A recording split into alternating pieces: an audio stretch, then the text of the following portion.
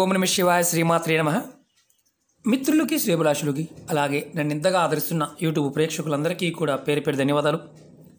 మిత్రులరా, మీ అందరికీ పరాదేవత ఎల్లవేళలా మీతో ఉండి మీ మనోవాంఛ నెరవేర్చాలని మనస్ఫూర్తిగా కోరుకుంటున్నాను. ఈరోజు మనం సోమవారం సాయంత్రం ఈ దీపాన్ని దీనిపైన పెట్టి వెలిగించండి. మీరు ఈ విధంగా చేయడం వల్ల మీరు నిత్య జీవితంలో ఎదుర్కొంటున్న అనేక సమస్యలు, ఇబ్బందుల నుండి బయటపడే మార్గాలు తెలుస్తాయి. చాలా ఇంపార్టెంట్ ఏంటంటే పితృదోషాలు తొలగిపోతాయి. పితృదేవతల యొక్క ప్రసన్నత లభిస్తుంది. పితృదేవతల యొక్క ప్రసన్నత వలన మీరు చేస్తున్న ప్రతి పనిలో ఆటంకాలు లేకుండా పూర్తవుతాయి. ఈ ఉపాయాన్ని ఆడవారైనా మగవారైనా చేయవచ్చు. ఆడవారు నెలసరి సమయంలో మాత్రం పొరపాటున చేయవద్దు. ఈ ఉపాయాన్ని సోమవారం సాయంత్రం 6 నుండి 9 గంటల మధ్య ప్రాంతంలో చేయాలి. ఆ తర్వాత కానీ ఆ ముందు కానీ చేయకూడదు. అంటే 6కు ముందు కానీ 6, 9 అంటే 6 తర్వాత మొదలుపెట్టి 9 లోపు చేయవచ్చు. 9 దాటిన తర్వాత కూడా చేయకూడదు. ఈ ఉపాయాన్ని ఎలా చేయాలి, ఏ పదార్థంతో చేయాలి, ఏ విధంగా చేయాలి మీకు నేను చేసి చూపిస్తాను. మీకు అసలు మనం ఏది చేస్తున్నా కలిసి రావటం లేదు అని మీకు అనిపిస్తున్నప్పుడు గుర్తుంచుకోండి, పూర్వశాపాలు, పూర్వకర్మ పాపాలు, పితృదేవతల యొక్క శాపాలు వీటి వల్ల జరుగుతుంది. జాతకంలో రాహుకేతువులు నీచంలో ఉన్నా, మీకు ఏ పని కాకపోయినా, కాలసర్పదోషంతో బాధపడుతూ ఉన్నా, శని భగవానుడి వల్ల ఇబ్బందులు ఉన్నా ఈ పరిహారం చేయడం వల్ల మీకు ఉపశాంతి లభిస్తుంది. అంటే మీకు ఆటంకాలు తొలగి పనులవుతాయి. అన్నిటికంటే ముఖ్యమైనది ఏంటంటే పితృదేవతల యొక్క ప్రసన్నత లభించడం. మీరు ఏది చేస్తున్నా కలిసి రావడం లేదు, ఏ పని పూర్తి అవడం లేదు అంటే మీ జాతకంలో మీ మీద పితృదేవతల యొక్క ప్రభావం ఉందని అర్థం. వారి యొక్క ప్రభావం తగ్గి మీకు ప్రసన్నత లభించాలంటే ఈ ఉపాయాన్ని తప్పకుండా చేయండి. అలాగే కొంతమంది భయాలు ఉంటాయి, ఆ భయాలు ఉన్నవారు మాత్రం చేయమాకండి. అలాగే నేను మీకు వీడియోని పూర్తిగా ఎలా చేయాలో చూపిస్తాను. అలాగే మీ సొంత ప్రయత్నంతో ఏది చేయమాకండి. నా హంబుల్ రిక్వెస్ట్ ఏంటంటే, కొంతమంది మీరు ఇలా చెప్పారు గురువుగారు, బొట్టు పెట్టవచ్చా, పువ్వులు పెట్టవచ్చా, లేకపోతే ఇంకొకటి చేయవచ్చా ఇలా అడుగుతూ ఉంటారు. నేను చెప్పేది తాంత్రిక ఉపాయాలు, గుర్తుంచుకోండి. మీకు సరదా కోసం చెప్పడం లేదు. వీటిల్లో పదార్థంలోనూ సమయంలోనూ ఉన్న శక్తిని, మన జాతకరీత్యా ఉన్న దోషాన్ని తొలగించుకోవడానికి, మన ఏదైతే పూర్వకర్మలు ఉన్నాయో వాటి యొక్క ప్రభావం తగ్గించుకోవడానికి ఈ ఉపాయాలు. అంతేగాని ఏదో మీరు ఇలా చేయకపోతే ఇది కాకుండా ఇంకొక రకంగా చేయండి, లేకపోతే ఇలా బొట్టు పెట్టండి, లేకపోతే నేను చెప్పిన దాన్ని కాకుండా మీరు ఇష్టం వచ్చినట్టు చేయండి అని చెప్పను. చెప్పిన పదార్థము, ఆ పదార్థము, సమయము, చేసే విధానం మీకు పరిపూర్ణంగా నేను చేసి చూపిస్తాను. ఆ విధంగానే ప్రయత్నించండి. ఇలా కాకుండా మీ ఇష్టం వచ్చినట్టు చేస్తే దీని ప్రభావం మీకు నెగిటివ్గా ఉంటుంది. అది గుర్తుంచుకోండి. ఎందుకంటే ఇవి అతి పురాతనమైన తాంత్రిక ఉపాయాలు, చాలా శక్తివంతమైన ఉపాయాలు. దీన్ని గుర్తుంచుకొని మీరు చేయండి. ఈ ఉపాయం చేస్తున్నప్పుడు పరిపూర్ణమైన విశ్వాసంతో, నమ్మకంతో ప్రయత్నించండి. నమ్మకం లేని వారు, పదార్థం దొరకని వారు, సమయం చెక్కని వారు పొరపాటున కూడా చేయవద్దు. అది గుర్తుంచుకోండి. అలాగే మీరు చేస్తున్నప్పుడు విధి విధానాన్ని పరిపూర్ణంగా 1-2 సార్లు, అర్థం కాకపోతే 1-2 సార్లు చూడండి. 1-2 సార్లు మీరు ఆలోచించి చేసుకోండి. ఎందుకంటే అలా మనకు అవకాశం లేదు అంటే ప్రయత్నం చేయవద్దు. పదే చెప్తున్నాను, దీనిలో ఉన్న గొప్పతనం అది.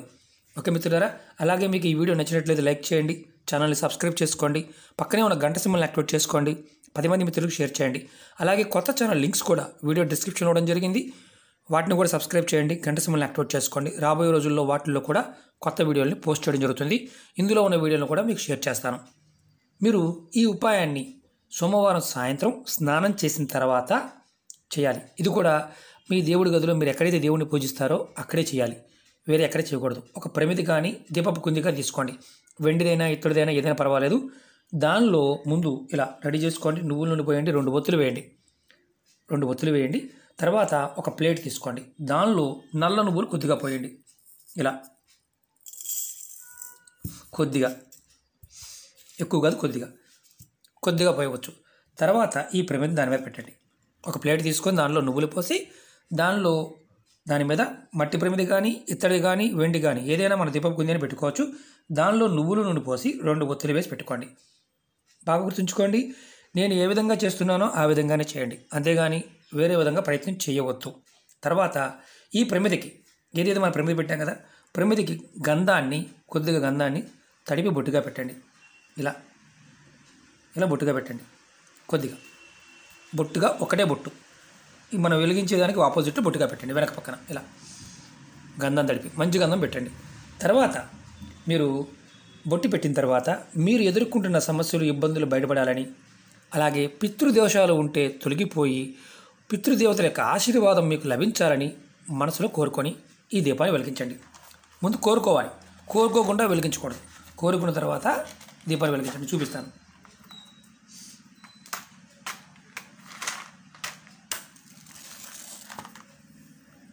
మీరు సాంబ్రాణి పుల్లతో వెలిగించండి. నేను అగ్గి పుల్లతో వెలిగిస్తున్నాను. సాంబ్రాణి పుల్లతో వెలిగించండి, చూపించడం కోసం మాత్రం కాబట్టి.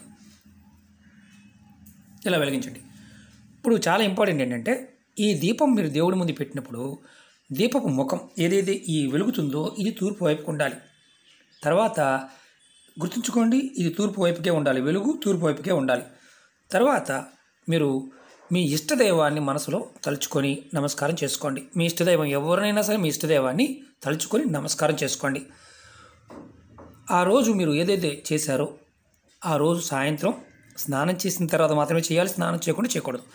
ఇది కార్యక్రమం పూర్తి అయిపోయింది. ఇలాగ పెట్టించాం దేవుడి ముందు. తర్వాత రెండవ రోజు అంటే మంగళవారం ఉదయం మీరు ఏదైతే ఈ ప్లేట్లో పెట్టిన ఒత్తులు ఉన్నాయో, ఒత్తులు మామూలుగా మీరు డస్ట్బిన్లో పడేయండి. ఏదైతే నువ్వులు ఉన్నాయో ఈ నువ్వుల్ని ఏదైనా మొక్క మొదల్లో వేయండి. మీరు ఈ ఉపాయాన్ని 5 సోమవారాలు చేయండి. మధ్యలో సోమవారం నాడు ఎవరికైనా ఆడవారికి నెలసరి వస్తే ఆ సోమవారం ఆపేయండి, కంటిన్యూ చేయండి. అలాగే మీరు ఇప్పుడు ఒక అనుమానం వస్తుంది, గురువుగారు నేను ఈ ఊరిలో ఈరోజు ఈ ఊరిలో ఉన్నాను, మరి రేపొద్దున వేరే ఊరు క్యాంపుకి వెళ్ళవలసి వచ్చింది, మరి అక్కడ చేయవచ్చా? ఎక్కడైనా చేయవచ్చు. మీరు పూజ చేసే మందిరం ఉన్నప్పుడు పూజ ఎక్కడైతే చేస్తారో అక్కడ మాత్రమే చేయాలి. మీరు అత్తగారింటికి వెళ్ళారు, అక్కడ కూడా చేయవచ్చు. అన్నదమ్ముల ఇంటికి వెళ్ళారు, అక్కడ కూడా చేయవచ్చు. కానీ మీరు కంపల్సరీగా ఇదే విధంగా చేయాలి. అంతేగాని మీరు కుదరలేదండి, నెక్స్ట్ వారం నాకు కుదరలేదు, ఊరు వెళ్ళవలసి వచ్చిందంటే ఊరు వెళ్ళవలసి వచ్చినా సరే అక్కడ చేయగలిగే అవకాశం ఉంటేనే చేయండి. లేదంటే మళ్ళీ మొదలుపెట్టి 5 సోమవారాలు చేయండి. సోమవారం సాయంత్రం 6 నుండి రాత్రి 9 గంటల లోపు మాత్రమే చేయండి. ఇది గుర్తుంచుకోండి, పక్కాగా పాటించాలి.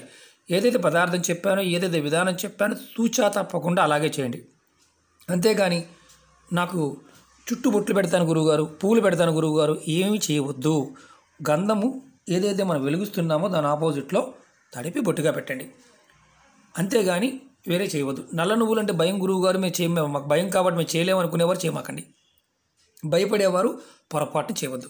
మీ సమస్యలు ఏదైతే ఉన్నాయో ఆటంకాలు తొలగిపోయి పితృదేవతల యొక్క ప్రసన్నత లభిస్తే సర్వకార్యాలు యందు అంటే అన్ని పనులు నిరాఘంటంగా పూర్తవుతాయి. అంటే ఆటంకాలు లేకుండా పూర్తవుతాయి, ఇబ్బందులు తొలగిపోతాయి, దోషాలు తగ్గుతాయి.